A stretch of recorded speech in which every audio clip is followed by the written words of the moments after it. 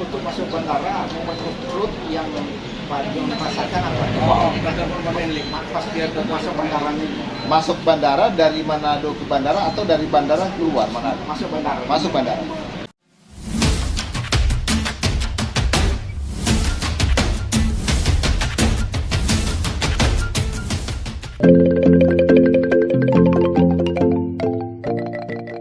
Jadi kalau masuk bandara ya saya lihat pintu masuknya sudah bagus ya. Pintu masuknya sudah bagus, kemudian penataan ya, misalnya pintu gerbangnya sudah dibuat bagus, kemudian parkirnya sudah bagus. Jadi kita kemudian masuk ke bandara ini, Kemudian setelah masuk ke bandara, iya. gimana di bandara? Bandaranya, terminalnya kesan pertama itu kalau boleh dibahasakan itu wow keren ya. Tangan di terminal, baik kedatangan maupun keberangkatan, seperti apa? Jadi Om Joni melihat ya, artinya kalau melihat itu harus ada bandingan. Misalnya Om Joni membandingkan ya kira-kira di bandara mana. Ya, pernah Om Joni bandingkan misalnya bandara Sorong atau bandara Makassar, bandara Gorontalo. Ya, menurut Om Joni dari sisi kontrol ini sudah bagus. Kemudian kesannya bagus, misalnya dia punya apa namanya, dia punya pengaturan lalu lintas, kemudian dia punya apa namanya, mana yang boleh mana yang tidak, rambu-rambunya ya kan. Kemudian penumpangnya itu misalnya kedatangan atau keberangkatan ya, itu ada tempatnya, bagus. Kemudian fasilitas pendukung menurut Pak Ya, fasilitas pendukung di bandara. ya di bandara. Ya. Kalau sepintas Om Joni melihat fasilitas pendukung, misalnya contoh ya, misalnya di sini itu misalnya ada transportasi ke bandara ya.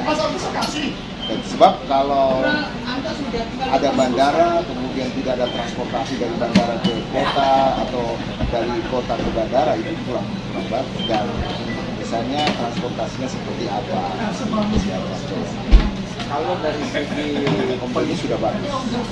kalau dari segi penerbangan Pak Jon sudah lihat schedule penerbangan atau daftar penerbangan yang baik datang maupun keluar. Kalau menurut Pak Jon sehingga pintu gerbang keluar Kalau per hari ini dan besok itu besok itu tanggal 3 November ya. Besok itu tanggal 3 November. Dengan 5 penerbangan internasional. 5 ya. Ya, kalau kita lihat tadi itu menurut ini sudah bagus.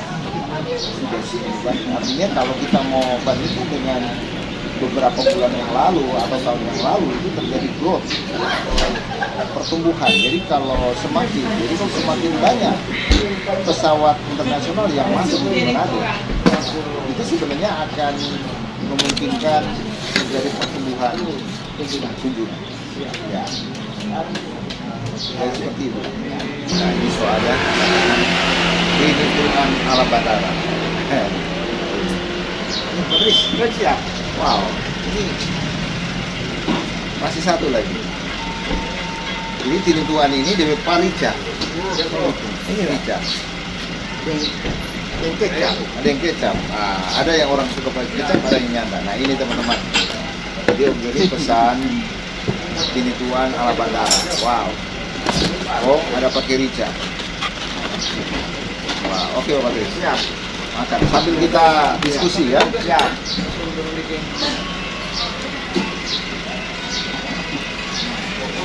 Ya, makan dulu Pak Tris. Siap. Nah, gimana Pak? Kita lanjut.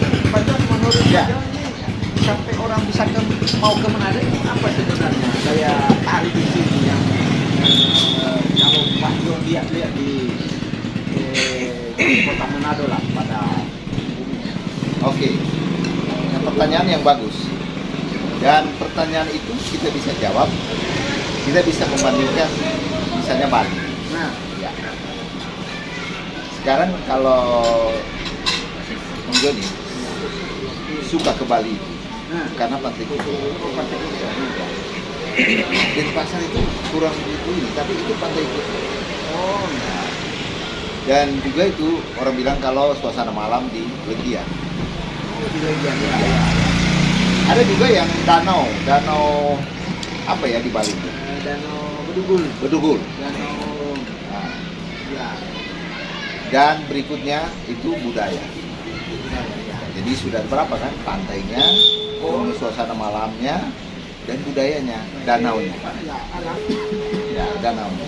Nah, sekarang bagaimana dengan pertanyaan Pak Patri selaku pengamat pemerhati pariwisata sama Om Joni. Jadi ini pelaku pariwisata yang sering jalan-jalan. Orang suka datang ke Manado. Menurut Om Joni, paling tinggi dari semua itu adalah Bunaken.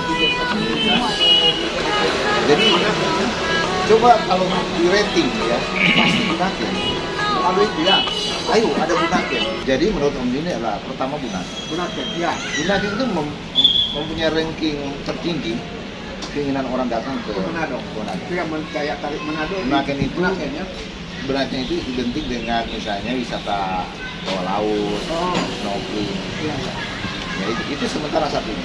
Iya, iya. Dan yang kedua itu adalah wisata ini. Mata air itu Belfast. Belfast itu Suasana masih- malam hari ya. Ya, malam hari di Belfast. Iya, iya. Itu masih juga orang suka datang ke Manado. Tapi kawasan Ya, belanja lah di sana ya. ya belanja Belfast. Ya. Dan ketiga itu sebenarnya wisata gunung. Keindahan alam. Keindahan alam, Panorama. Tomohon, Tondano. Nah, itu. Jadi, Ketinggian ya. ya seperti itu. Itu sebenarnya. Iya. Jadi- Ada tiga. Jadi kalau misalnya kita mau buat Pareto, Ya. diagram Pareto, jadi yang menjadi skala prioritas itu bagaimana brand Bunaken itu diangkat. Contoh, Iya. misalnya contoh ini brand Bunaken. Bunaken itu bukan cuma di pulau, bisa saja masuk ke dalam kawasan Manado, misalnya Malalayan Beach Walk. Oh, Itu ada brand Bunaken misalnya. Ya, ya. Misalnya kita bisa dari NDW ke Bunaken.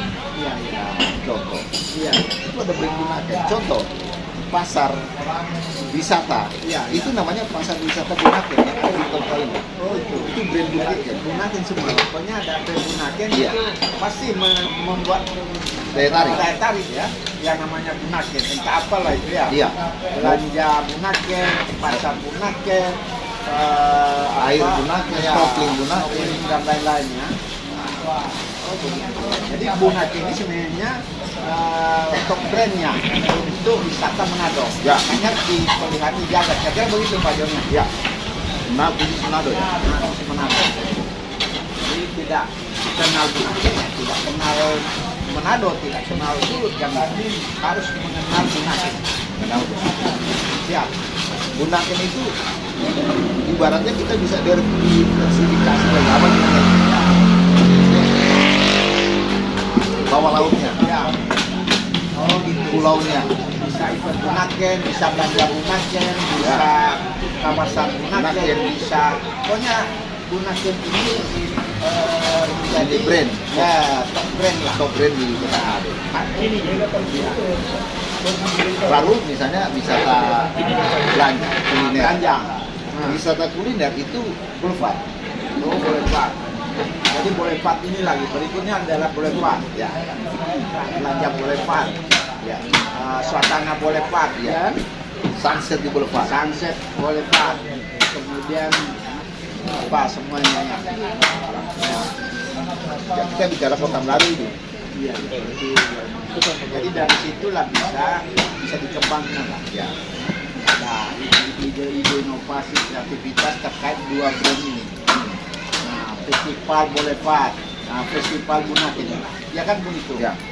Kalaupun itu ada festival di laut Bunaken, ya kan itu. Kalau itu festival parade atau apa itu di jalanan, ya jalan Boulevard. Ya.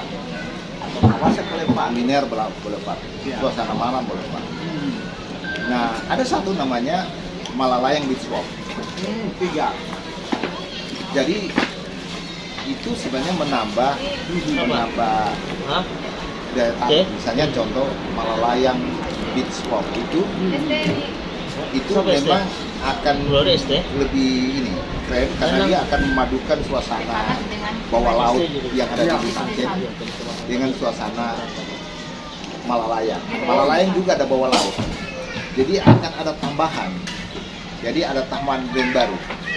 Jadi brand baru itu new brand. Iya, new brand. Itu adalah Malalayang Beach Walk. Di bawah di situ juga ada bawah laut. Manado Beach Walk atau Malalayang Beach Walk. Itu Jadi bukan Manado. Ya. sebenarnya Malalayang ya, Malalayang. karena lokasi yang Ya. Jadi Malalayang ini sebetulnya perpaduan yang ada di laut Bunaken mau apa? Ya. Ikon Bunaken dan juga suasana perkotaan. Ya. Jadi Manado Ya. dengan atraksi-atraksi atau konten-konten yang ada di kawasan itu. Ya. Jadi sebenarnya itulah yang harus kita pikirkan. Jadi dibuat Pareto dulu. Pareto dulu. Menjadi yang tertinggi itu adalah brand Bunaken. Ya. Baru Boulevard. Ya, ya. Baru Malalayang. Iya, ya, sederhana ya, diparetokan mana yang kira-kira kuat, sangat kuat dan Ya. Lalu yang sudah kuat itu kita tinggal tambahkan lagi. dengan kuat juga daya magnetnya lebih kuat. Lebih kuat. Dengan ini menjadi kekuatan brand untuk misalkan itu, maka yang lain akan begitu terangkat. Itu ya strategi berarti. Nah, itu Masukkan lah pada stakeholder ya. stakeholder. Betul. Saudara, pendapat. Nah, ini strateginya harus begitu. Ini berdasarkan pengamatan empiris Pak Yo, di mana konsentrasi masyarakat atau wisata di beberapa tempat itu. Sebagai contoh Pak Badri, Ya, ada Bang Erik yang dari Bandung, teman Om Jody yang datang ke Manado. ya, ya. Dia itu wisata juga pulau. Itu berarti brandnya Bunaken. Walaupun itu misalnya Bunaken, Siladen, naik Pasir Timur, Jadi yang dijual sesungguhnya sama adalah Bunaken. Bunaken ya. Nah, ketika daya tarik dia datang ke sini karena bukan, maka ketika sampai di sini, oh biar dia tadi melihat yang lain. Oh Ya. ternyata turunan atau yang lain dari Bunaken banyak. Banyak. Ya, Siladen, Hage, kemudian Pasir Timbul. Jadi bisa atau pemerhati wisata. Ya. Jadi brand Bunaken ini seperti yang dijelaskan oleh Om Joni tadi, bahwa Bunaken ini punya kekuatan brand atau daya tarik tinggi untuk wisata. Ya. Dan ketika tertarik dengan Bunaken dan datang, maka akan dapat dinikmati yang lain sebagai tambahan, bonus. Ya itu Pak Badri.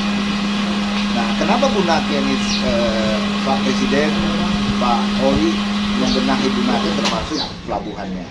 Nah, tinggal sebenarnya di Pulau Bunaken itu ada satu usulan yang bagus sebenarnya. Ya, yaitu dibuat jalan paving 3 meter atau 4 meter, dia mengitari pulau. Mestinya ada itu. Lalu perbankan itu bisa memberikan bantuan modal kepada UKM, BUMN lah ya, sebagai pangkat. perbankan untuk membeli misalnya sewa sepeda atau sewa dokar Alat transportasi lokal lah ya. sebagai bagian daripada menunjang pariwisata. Dokar atau apa misalnya, bendi. Entah, itu bisa sewa 50.000 keliling kan bisa mendapatkan Nah, jadi ekonomi. ya ini ide bagus ini. Ini pas tentunya Pak Jon ini juga sudah pernah rismak ya atau melakukan studi di tempat lain. Ya. Bahwa yang bagus tempat lain ini menjadi usulan atau ini untuk dikembangkan Ya. di contoh di Pulau Bunaken, transport di pulau tersebut. Jadi misalnya lebarnya 3 meter saja mengitari pulau, Ya, paving ya, itu tidak panjang, mungkin 7 km mungkin. ya, Lalu kelompok-kelompok usaha kecil menengah itu disiapkan transportasi tradisional untuk disewakan, misalnya contoh bendi, ya. bagus itu, Nah, ini satu pajak. sepeda. Nah, soal wisata yang selama ini dikembangkan, tapi ini yang tentunya wisata itu juga berkaitan dengan momen. Momen ya. Itu event kalender event. Nah, Indonesia sekarang ini menghadapi pesta demokrasi. Nah, bagaimana saya mau tanya sama Om Joni soal wisata demokrasi berkaitan dengan pesta. Kira-kira bagaimana Manado dengan menghadapi pesta demokrasi dari sisi pariwisatanya kan? Nah, ini Nah, belum bilang gampang-gampang susah. nah, Ya, pesta demokrasi. Jadi sebenarnya pesta demokrasi itu, kalau kita lihat dari sudut bagaimana mengembangkan pariwisata, nah, kita betul-betul harus Manado itu harus membuat suatu pesta itu. Namanya pesta itu kan ada sesuatu hal yang kita luapkan, kegembiraan. siap. Walaupun berbeda, ya, Ya. berbeda pilihan, tetapi kita harus ada sukacita. Namanya pesta kan begitu. Dan yang paling penting sebenarnya di dalam pesta demokrasi itu adalah faktor keamanan, Ya, keamanan, ya kan? ya, ya. Ya, namanya ini sudah 2024, faktor keamanan. Sehingga orang akan melihat Manado itu ada satu contoh daerah yang betul-betul stabil, ya, dan layak untuk menjadi contoh, ya, karena dengan menghadapi event pesta demokrasi 2024, Manado itu betul-betul aman. Itu yang faktor keamanan. Jadi Ya, apa yang disampaikan Pak Jon, salah satu kunci bahwa di dalam event pesta demokrasi dan ini juga dikaitkan dengan menunjang pariwisata adalah faktor keamanan. Ini poinnya. Sehingga ketika orang datang ke Manado, tentunya ke depan pulang pesta ini akan berdatangan datang ke Manado. ya, Tentu sebagai warga Manado atau Sulawesi Utara, satu hal yaitu menjaga keamanan. begitu, Pak. Jadi siap-siap saja. Hotel, rumah makan, Ya. kan? Juga UMKM. Nah, ini harus persiapkan karena bisa saja tingkat hunian, tingkat kunjungan akan meningkat itu dari kunjungan wisata domestik. Ya, Dapat poinnya Pak.